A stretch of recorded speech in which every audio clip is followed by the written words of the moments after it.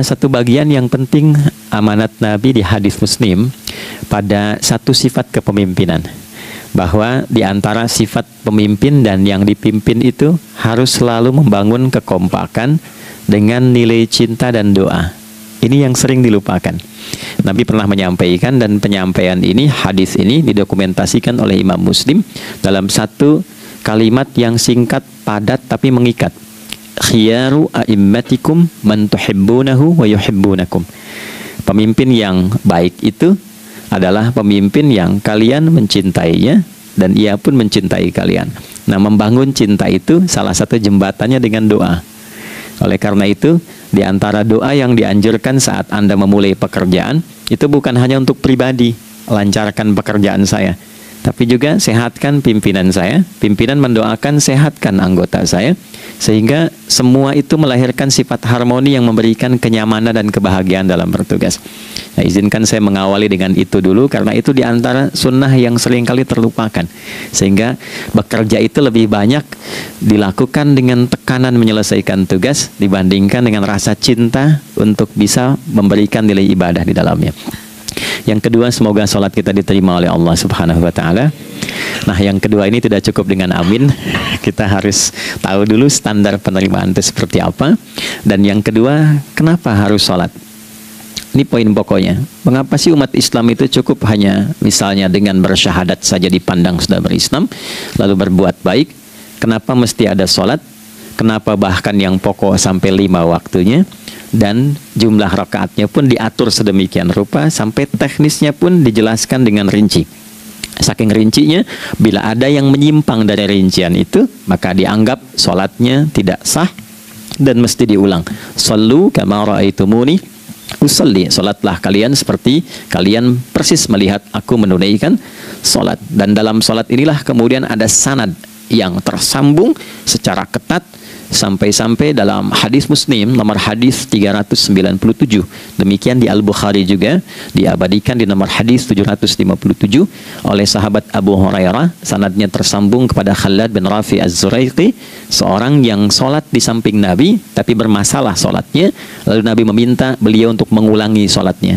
Sampai 3 kali peristiwa itu, hingga beliau berkata, "Ya Rasulullah, au kama qala, alimni ma uhsinu ghairah." Ya Rasulullah, tolong ajarkan kepada aku, karena aku tak punya pengetahuan lebih dibandingkan dari apa yang telah aku kerjakan. Nah, dari dasar ini melahirkan satu pertanyaan kritis, ya, dan juga perlu argumentasi yang kuat secara syariah mengapa kita menunaikan ibadah sholat. Baik teman-teman sekalian, karena waktu kita sangat padat, ya, kita manfaatkan sebaik-baiknya. Saya mohon izin, kajian kita akan lebih fokus kepada inti materi, sehingga manfaatnya lebih banyak kita dapatkan. Salat satu-satunya amalan di dalam Islam yang mencakup 4 bagian pokok dalam beragama.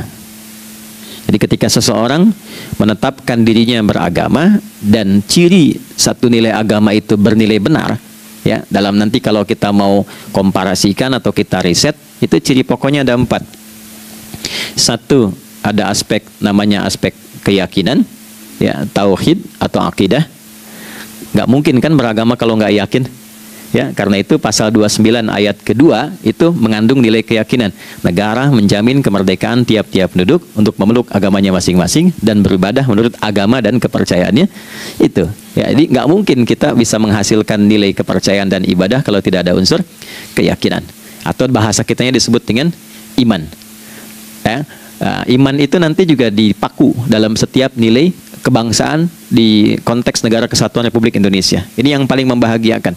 Jadi mau jadi pegawai apapun itu syarat, ya, salah satu syarat yang melekatnya beriman dan bertakwa kepada Tuhan Yang Maha Esa, gitu kan? Ya, kemarin saya di BPK itu ada 11 bab Romawi, 40 pasal. Ya, di bab yang keempat pasal 13 tentang pemberhentian dan pengangkatan itu ada 11 poin. A sampai K. Di poin B yang keduanya, syarat menjadi bagian dari anggota BPK itu beriman dan bertakwa kepada Tuhan Yang Maha Esa. Baik, di Undang-Undang Pendidikan Sisdiknas nomor 20 tahun 2003. Itu kalau kita baca dari poin menimbang ada 4, di poin B-nya saja sudah ada iman. Ya, Undang-Undang Dasar 1945 mengamanatkan pemerintah mengusahakan satu sistem pendidikan ya nasional yang meningkatkan keimanan dan ketakwaan pada Tuhan Yang Maha Esa serta akhlak mulia, baru mencerdaskan kehidupan bangsa.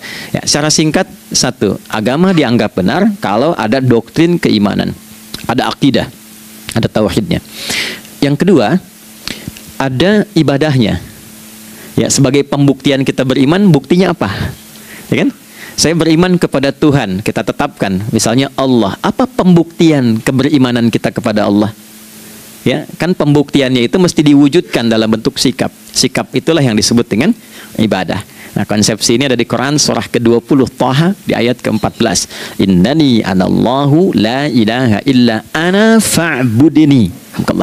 Ya, sungguh aku tegaskan bahwa akulah Allah, satu-satunya Tuhan yang layak dipertuhankan dan disembah. Ketika Anda mempertuhankan aku, fa'budni, maka buktikan kebertuhananmu kepadaku dengan menyembahku. Karena itu namanya Allah punya dua arti. Satu yang dipertuhankan, kan? Ilahun wahid. Yang kedua yang disembah. Ya, jadi yang dipertuhankan dan disembah. Oke. Tiga. Yang ketiga harus punya unsur praktikal atau implementatif dalam interaksi kehidupan. Ya, jadi bukan cuma nyembah Tuhan, bimbingan kehidupannya apa? Implementasi dari ibadah itu. Ya, ciri umat beragama itu kan bukan hanya sekedar saya yakin, beriman, saya ibadah. Terus bukti ibadah itu dibawa dalam berinteraksi hariannya seperti apa wujudnya. Ya, makanya ketika dulu orang itu jujur, orang itu bangga dengan kejujurannya bukan sebagai orang jujur, tapi sebagai muslim. Jadi ketika ditanya, kenapa Anda jujur? Karena saya muslim. Ketika ada seorang penggembala di Sahara yang sangat gersang, diuji oleh Umar bin Khattab, ingin diambil kambingnya, kan kisahnya viral kan? Baik ya? Oh, tapi ini bukan punya saya. Bilang aja pada tuan Anda, kalau kambingnya hilang satu dimakan serigala. Lantas di mana Allah? Jawaban itu yang menggetarkan kepada jiwa. Jadi kebenaran yang diungkap dengan sikap kejujuran itu implementasi nilai beragama. Nah, jadi praktek ibadah ada di muamalah. Oke, satu akidah, akidah dibuktikan lewat ibadah, ibadah diimplementasikan dalam muamalah. Itulah sebabnya nanti seluruh bagian tubuh kita ketika digunakan untuk bersifat dan bersikap itu ada tuntunan iman di dalamnya. Oke, misal saya tanya begini ya. Ini mukaddimah ya, kita belum mulai nih. Saya tanya gini, apa fungsi mata? Tuh kan, sudah keliru kan? Nah, kalau hanya melihat, hewan juga melihat. Ya, coba kambing melihat, ya kan? Elang melihat. Lalu apa bedanya fungsi mata kita dengan mata hewan? Ternyata ketika kita meriset ayat-ayat Al-Quran terkait dengan fungsi tubuh kita, itu rata-rata dibuka dengan iman dulu. Quran surah 24, surah Cahaya, ayat 30 untuk laki-laki, 31 untuk perempuan. Qul lil mu'minin, ya Muhammad katakan, viralkan pada pria-pria yang menyatakan dirinya telah beriman. Yaghuddu min absarihim, gunakan pandangannya itu yang dibimbing oleh imannya untuk melihat yang baik saja menurut standar imannya. Jadi kalau menurut imannya tak baik, gak boleh dilihat. Karena itu ketika Anda sudah mengatakan asyhadu an la ilaha illallah, asyhadu anna Muhammad Rasulullah, kalimat itu dari lisan turun ke hati, itu jadi cahaya ke bagian tubuh kita. Makanya ketika Anda melihat, itu ada cara pandang tertentu yang dibimbing iman, standarnya beda dengan tanpa iman. Kalau nggak ada iman, semua mungkin terlihat. Tapi ketika ada iman, hati kecil Anda akan bicara, ini nggak baik. Palingkan. Nah, memalingkan dari yang tak baik menurut iman, itu namanya ghaddul basar. Oke, perempuan juga begitu, setara. Wa kullil mu'minati yaghdudna min absarihinna, dan katakan pada setiap perempuan yang menyatakan dia beriman, maka gunakan pandangan itu dengan bimbingan imannya. Ketika tak baik menurut imannya, palingkan. Ya, Anda lihat kajian di YouTube, terus ada iklan kan? Nah, terus menurut standar iman nggak bagus, itu otomatis akan nggak suka itu. Ya, pasti dipalingkan. Ya, Anda kalau naik pesawat tuh ya, tugas keluar tuh, pertagas tugas keluar. Kalau pramugari lagi demo tuh yang dilihat pramugarinya apa demonya tuh. Nah, iman itu akan bekerja di situ tuh. Ya, palingkan tuh. Nah, sama dari mata turun ke Jangan langsung ke hati aja, ke lisan dulu kan, ya, ke mulut kan. Itu mulut tuh ketika digunakan fungsinya, imannya disebut dulu. Ya, Quran surah 49 ayat 11 misalnya, ya. Ya ayyuhalladzina amanu, imannya dulu. La yaskhar qaumin qaum. Ayat 12-nya la yaghtab ba'dukum ba'dha.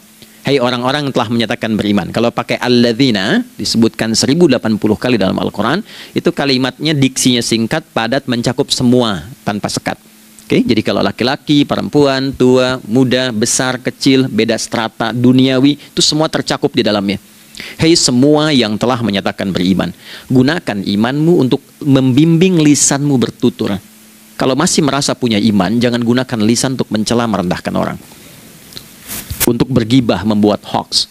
Didetilkan oleh Nabi, kalimatnya jelas. Man kana yu'minu billahi wal yaumil akhir falyakul khaira aw liyasmut. Siapapun. Nah, dari alladzina ketika dirinci pakai man. Ya, man itu bentuk tunggal, ya, personal, tapi maknanya general. Jadi kalau Anda, saya, kita baca ayat atau hadis ada man, posisikan Nabi sedang bicara ke kita. Ya, hei Adi Hidayat, posisikan Nabi bilang gitu tuh. Kalau engkau merasa beriman sama Allah dan yakin dihisab di hari kiamat, jaga lisanmu.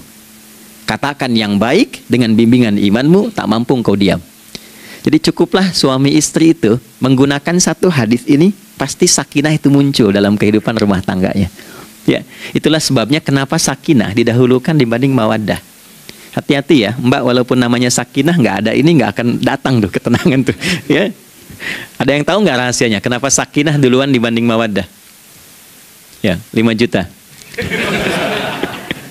Ya, waktu habis karena padat sekali.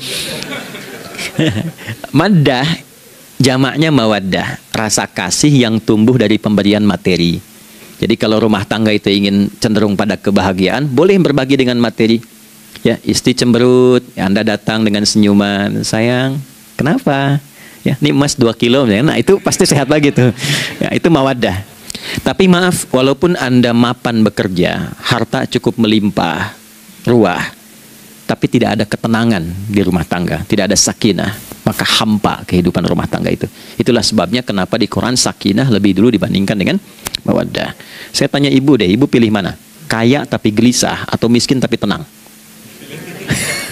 Oke. Saya paham itu. Suami juga sepakat semuanya. Artinya apa? Kita nggak bisa menghilangkan unsur ketenangan. Oke, itu hanya pembuktian argumentatif ya, supaya kajiannya lebih kepada argumen. Jadi ada akidah terkorelasi dengan ibadah, implementasinya di aspek muamalah. Nah, nanti cara bermuamalahnya diatur lewat akhlak namanya. Bagaimana bermuamalah yang baik? Kan Anda, maaf ya, berekspresi kepada pimpinan dengan kawan kan berbeda. Oke, kepada orang tua dengan anak kan lain. Nah, yang mengatur interaksi kita sehingga terjalin harmoni yang baik, itulah yang disebut dengan akhlak. Nah, 4 poin inilah yang menjadi inti dakwah Nabi SAW ketika diutus oleh Allah Subhanahu wa Ta'ala. Memastikan 4 ini bisa optimal kita lakukan dalam kehidupan. Bonusnya yang kelima, selalu meningkatkan inovasi sehingga selalu mendapatkan hal baru dalam kehidupan. 5 ini digabungkan di Quran surah kedua Al-Baqarah di ayat 151. Kama arsalna fikum rasulam minkum yatlu alaikum ayatina. 1, oke, wa yuzakkikum. 2, akhlak. Wa yuallimukumul kitaba. 3, wal hikmah. 4, 5, wa yuallimukum ma lam takunu ta'lamun. Kelima-limanya ini digambarkanlah dalam bentuk ibadah yang melatih kita sebagai pondasi awal menuju dan memantapkan 5 hal ini, yaitu sholat. Itulah sebabnya kenapa sholat yang pokok dilakukan 5 waktu dalam sehari untuk mewujudkan 5 hal ini dalam kehidupan, dan satu-satunya ibadah yang mengumpulkan 5 aspek ini dalam prakteknya hanya sholat.